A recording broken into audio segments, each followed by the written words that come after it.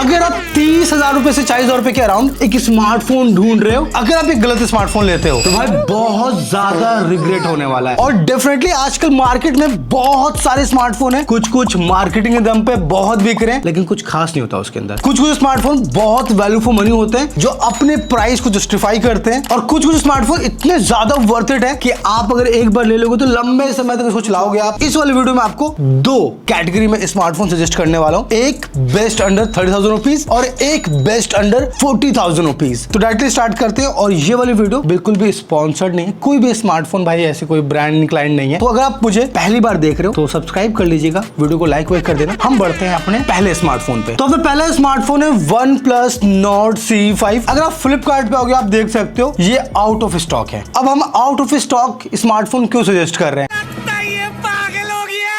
अगर आपको मिल जाए तो ले सकते हो। देखो इसकी लास्ट प्राइसिंग 23,000 रुपए दिखा रही है। अगर आपको OLX से, दोस्त से या फिर आपके लोकल शॉप से मिल रहा है तो ये स्मार्टफोन आप कंसीडर कर सकते हो। देखो फोन का डिजाइन काफी अच्छा है, मैट ब्लैक है, मस्त लगता है। एमोलेड डिस्प्ले है इसके अंदर, डायमेंसिटी का प्रोसेसर है 8350 जो अच्छी परफॉर्मेंस देगा। प्लस फोन के अंदर 7100 mAh बैटरी है जो कुछ ज्यादा ही बड़ी बैटरी है, जिसको OnePlus ने बहुत अच्छा ऑप्टिमाइज किया है अपने Oxygen OS के साथ। एक कमाल की डिजाइन, बैटरी और ब्रांड वैल्यू एंड सॉफ्टवेयर के लिए। बाकी फोन कैमरा भी ठीक ठाक है। अपना नेक्स्ट स्मार्टफोन में दोस्तों आउट ऑफ स्टॉक चल रहा है अभी, इसका नाम है iQOO Neo 10R। अब ये वाला स्मार्टफोन मैंने तगड़ा रिव्यू किया था जब ये आया था। तो जब आया था 30,000 रुपए का था, लेकिन अभी ये 25,000 रुपए का मिल रहा है फ्लिपकार्ट पे। बाकी फोन का डिजाइन बहुत कमाल का है, dual blue and white colour का डिजाइन है इसका। 1.5 के एमोलेड डिस्प्ले थे इसके अंदर, स्नैपड्रैगन 8S Gen 3 था जो बहुत कमाल का प्रोसेसर है। अगर आपको मिल जाए तो 30,000 रुपए के अंदर best performance value for money हो जाएगा ये गेमिंग के लिए। बाकी इसके अंदर सोनी का 50 मेगापिक्सल कैमरा था जो कि कमाल की पोर्ट्रेट फोटो कैप्चर करता था। इवन इसका सेल्फी कैमरा भी 32 मेगापिक्सल का था जो अगेन बहुत अच्छी सेल्फीज निकाल लेता था। देखो iQOO जो है वीवो का ब्रांड है और वीवो ने अपना कैमरा वाला मैजिक iQOO में डाल दिया था। प्लस फोन के अंदर 6400 mAh की बैटरी थी, पतला दुबला फोन था, इन हैंड बहुत अच्छा लग रहा था, तो रिकमेंडेड है भाई। और जो अपना अगला स्मार्टफोन लिस्ट का वो अवेलेबल है तो आप लोग खुश हो सकते हो। इसका नाम है Realme GT 70 और Realme GT सीरीज का स्मार्टफोन गेमिंग के लिए बनाया जाता है। 3 कलर में अवेलेबल है स्मार्टफोन। और ये क्या है? GRWM डील, पता नहीं क्या होता है इसका मतलब। इसका बेस वेरिएंट अराउंड 28,000 रुपए से स्टार्ट हो रहा है और इतना पैसे देने के बाद आपको मिलेगा 6.8 इंच का 120 हर्ट्ज रिफ्रेश रेट वाला, 1.5 के एमोलेड डिस्प्ले, 6000 निट्स की पीक ब्राइटनेस है, तो आउटडोर में विजिबिलिटी वाइज इशू नहीं होता है। और क्योंकि ये एक एमोलेड डिस्प्ले है तो कंटेंट और गेमिंग मजेदार होगी इसके ऊपर। और रही बात परफॉर्मेंस की तो MediaTek Dimensity 8400 प्रोसेसर है जो एक फ्लैगशिप चिपसेट है। इस प्राइस रेंज में one of the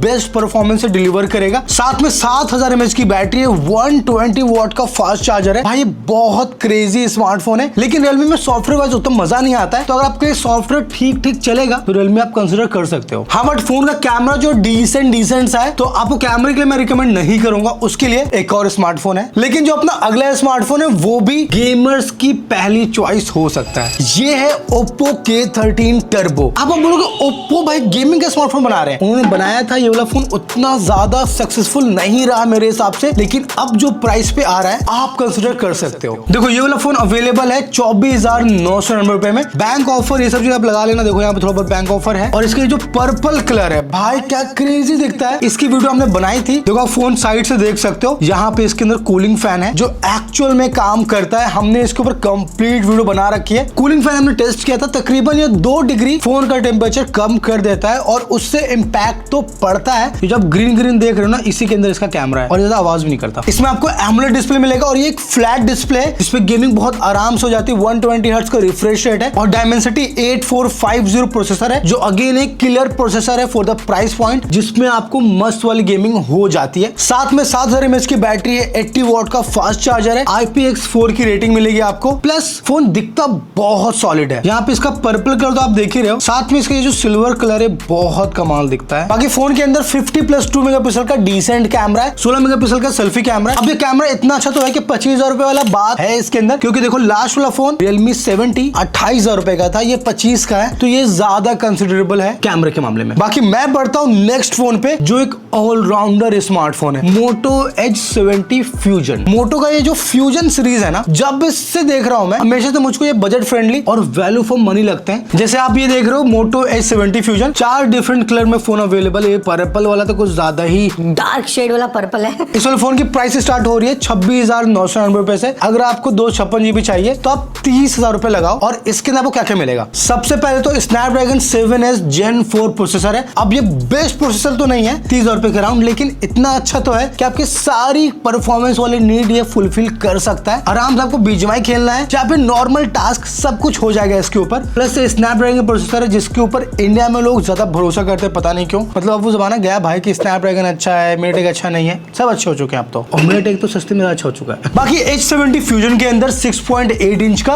AMOLED display है और ये मोटोरोला की डिस्प्ले जो पैंटोन सर्टिफाइड होती है। मतलब सिंपल है, जो कलर्स है इसके बहुत एक्यूरेट और नेचुरल दिखते हैं। और कैमरे के मामले में इसके अंदर Sony Lytia 710 sensor combined with Moto AI. Moto AI के बारे में बताऊंगा आपको मैं, लेकिन ये जो सेंसर है एक्चुअल में बहुत सही डिटेल में और कलर्स में फोटोज निकाल के देता है। और 13 मेगापिक्सल का वाइड एंगल कैमरा भी है, जिससे वाइड एंगल फोटोज और वीडियोस भी अच्छी निकल के आती है। और इसके अंदर 7000 mAh का सिलिकॉन कार्बन बैटरी है, 68 वाट का फास्ट चार्जर है, तो आपके हेवी यूज में भी ये वाला फोन सस्टेन करेगा और लंबा चलेगा। प्लस मोटो एआई के बारे में बताता हूँ, तो मोटोरोला एक डेडिकेटेड एआई बटन यूज कर रहा है आजकल अपने फोन्स के अंदर, जो एक्चुअल में हेल्पफुल है। तो अगर आप बहुत प्रोडक्टिविटी वाला काम करते हो, आइडिया वाइडिया लिखना होता है आपको, या फिर कोई स्क्रीनशॉट लेके आप बात के लिए सेव करते हो, ये सब चीजें करते हो, तो मोटो एआई आपकी हेल्प करने वाला है। और इसके अंदर बहुत से इंटीग्रेटेड फीचर्स होते हैं, हमने मोटोरोला की वीडियोस में बहुत बताया है। तो डेफिनेटली एआई वाइज भी काफी प्रैक्टिकल फीचर्स लगते हैं इसके अंदर। अब दोस्तों बात होगी फोन्स अंडर 40,000 रुपीज। अगर आप पिक्सल बॉय हो जिसको पिक्सल का फोन पसंद है, तो गूगल पिक्सल 9a ले सकते हो। सो गूगल पिक्सल 9a 40,000 रुपए का हो चुका है। ये वाला फोन लॉन्च हुआ था 60,000 रुपए का, आई गेस। भाई आपका नॉलेज तो कमाल का है भाई। नहीं 50 वहां लिखा हुआ है, सॉरी। लेकिन अब ये 40,000 रुपए के अराउंड का आ चुका है। लेकिन सीरियस नोट पे अगर आपको एक कॉम्पैक्ट स्मार्टफोन चाहिए, एक अच्छे वेल नोन ब्रांड का जिसका कैमरा बहुत कमाल का है, तो डेफिनेटली इसको कंसीडर किया जा सकता है। पिक्सल 9a के अंदर आपको मिलेगा 6.3 इंच का 120 हर्ट्ज OLED डिस्प्ले, 27 निट्स की पीक ब्राइटनेस है इसकी, जो अच्छी ब्राइट रहती है। आउटडोर में मैंने फोन यूज किया है, चल जाता है काम। प्लस इसके अंदर 8 GB और 12 GB रैम मिल जाता है और 256 GB का इंटरनल स्टोरेज है। इनफ स्टोरेज है कि आप आराम से 3-4 साल तो फोन निकाल सकते हो अगर आप कंटेंट क्रिएटर नहीं हो। हसदे चेहरिਆਂ ਦਾ मतलब ਇਹ ਨਹੀਂ ਹੁੰਦਾ कि ਉਹਨਾਂ ਨੂੰ कोई तकलीफ नहीं होती।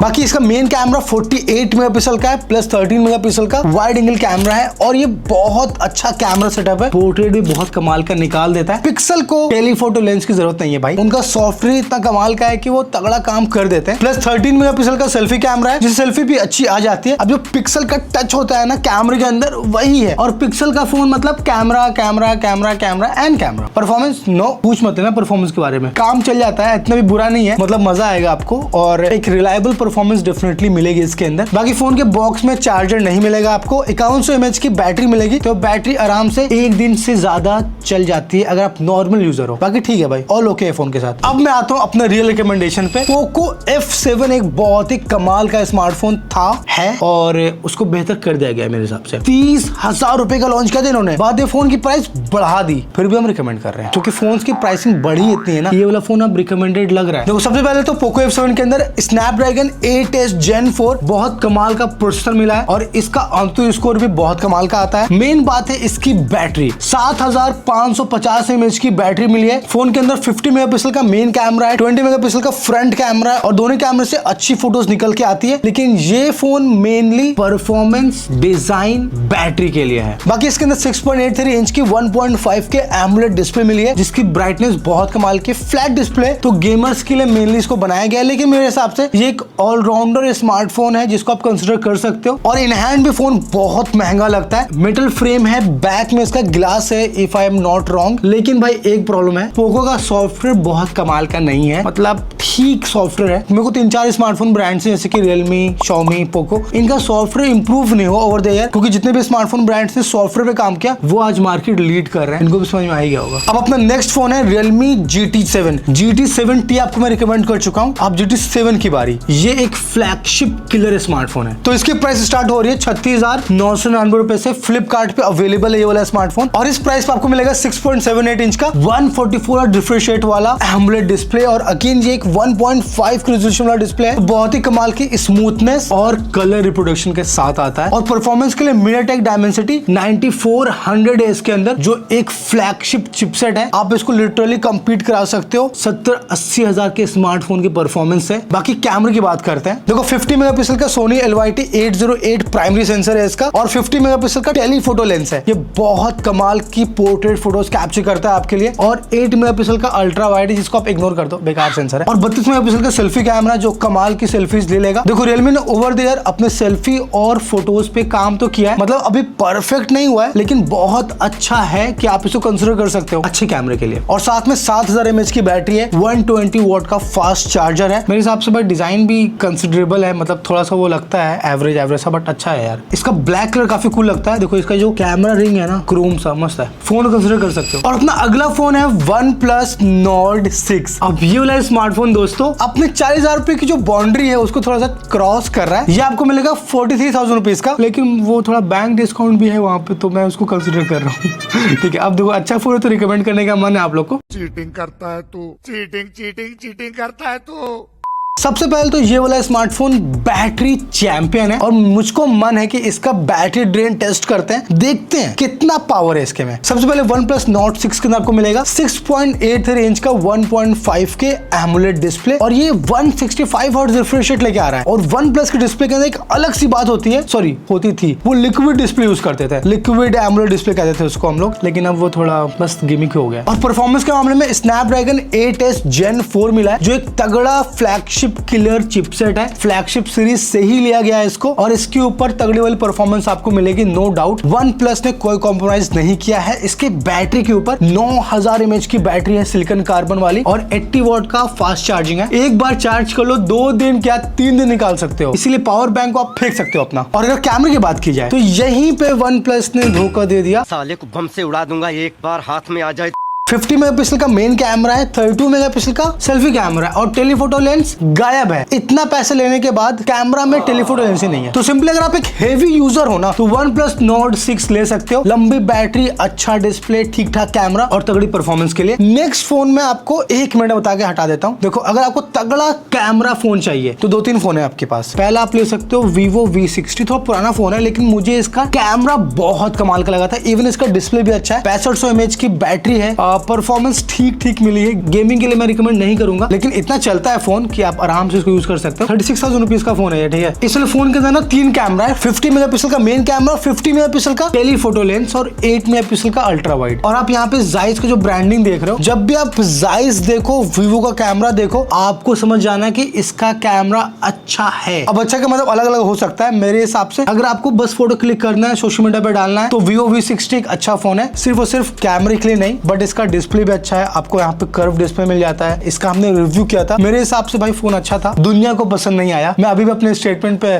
कायम हूँ, कैमरे के लिए इसको आप ले सकते हो। ओके दोस्तों, इसी के साथ अब आता है अपना next phone Moto H70 Pro। Motorola ने इतना 70 वाला फोन निकाला है और सब कुछ ना कुछ प्राइस रेंज में आ ही जाते हैं और अच्छा लगता है देखने में। जैसे 70 Pro के अंदर आपको हर कुछ मिलेगा और वो हर कुछ एक डिसेंट लेवल पे है, टॉप पे नहीं है। MediaTek Dimensity 8500 चिपसेट है, एक फ्लैगशिप चिपसेट है जो कमाल की परफॉर्मेंस डिलीवर कर सकता है। साथ में 6.8 इंच का AMOLED डिस्प्ले, 1.5 के और बहुत कमाल की डिस्प्ले है ये। अगर आपको बिंज वॉच करना, खूब फोन यूज करते हो, इसको आप कंसिडर कर सकते हो। 6500 mAh की बैटरी है तो ठीक है भाई, 2 दिन तो चल जाएगा। 40,000 रुपए के अंदर एक और फोन सजेस्ट करता हूं आपको जो बहुत रिसेंटली लॉन्च हुआ है, ये है Vivo V70 FE। अब देखो Vivo ने V70 सीरीज के अंदर ना बहुत इंप्रूवमेंट किया है। अब ये फोन की जो प्राइस है 40,000 रुपए के अराउंड आ रही है और Vivo V70 Elite 50-55 की फोन है। देखो सबसे पहले तो फोन का डिजाइन बहुत क्यूट सा लगा मुझको। इसके अंदर एक पर्पल कलर है और एक ये ब्लू सा कलर है, दोनों ही बहुत क्यूट लगते हैं देखने में और जो डिजाइन है बहुत मिनिमल सा है। लेकिन मेन रीजन है इसको रिकमेंड करने का, इसका कैमरा 200 मेगापिक्सल का कैमरा है। ऑफ कोर्स 200 मेगापिक्सल थोड़ा वो लंबा नंबर हो जाता है, लेकिन डिटेल्स बहुत कमाल के आएंगे और कलर्स बहुत अच्छा रहेगा। साथ में 7000 mAh की बैटरी है, 50 मेगापिक्सल का सेल्फी कैमरा भी है, तो आप आराम से मस्त वाली सेल्फीज ले पाओगे। और साथ में जो प्रोसेसर है MediaTek Dimensity 7360 है इसके अंदर, जो ऑफ कोर्स